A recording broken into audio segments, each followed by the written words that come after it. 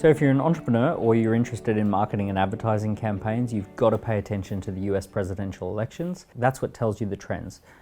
Franklin Roosevelt did something called the fireside chat, and it was essentially a national radio campaign where he would talk to people on the radio and he'd talk to them about what was happening in the country. And that led to a massive shift away from print and into radio advertising, and that gave birth to the radio jingle. If you then have a look at JFK versus Nixon. So JFK versus Nixon, up until that point, radio was the dominant medium, and then it shifted when JFK beat Nixon in a televised debate. Nixon was better for those people who listened on radio, but JFK, if you watched on television, was the stronger candidate, and he won the election. And then all the budgets switched across to television advertising.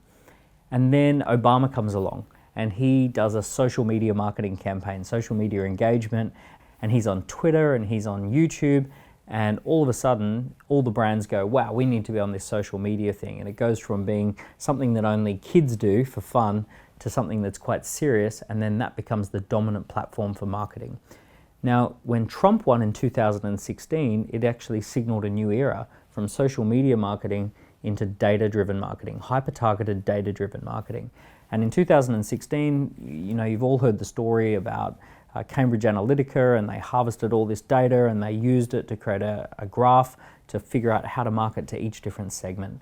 So that was a pretty unique and sophisticated approach. It's actually gone up a gear in 2020.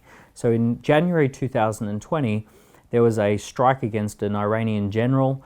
So the US did a military strike. Immediately, the week after, they ran 4,000 ads across the USA asking people what they thought of that. So they asked people to fill in a survey, they gave people lots of different links to click, and judging by how people clicked the links and how they filled in the survey, they actually gathered tons of data about that one event and how to talk about that event, how to communicate about that event.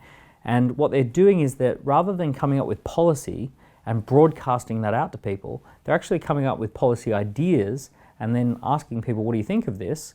And then getting feedback back. And they're morphing and creating their campaigns on the fly in a kind of dance with the marketplace.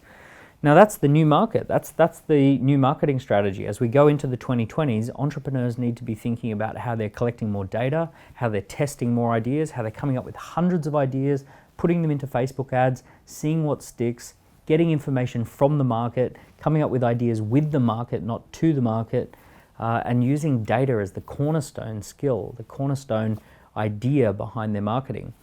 In 2010, I told everyone, you've got to use social media. Being a key person of influence driven by social media was the number one thing that you need to do. And now I've really said that you actually have to do that, but you also have to get your head around data. You've got to learn how to do hyper-targeted, data-driven marketing.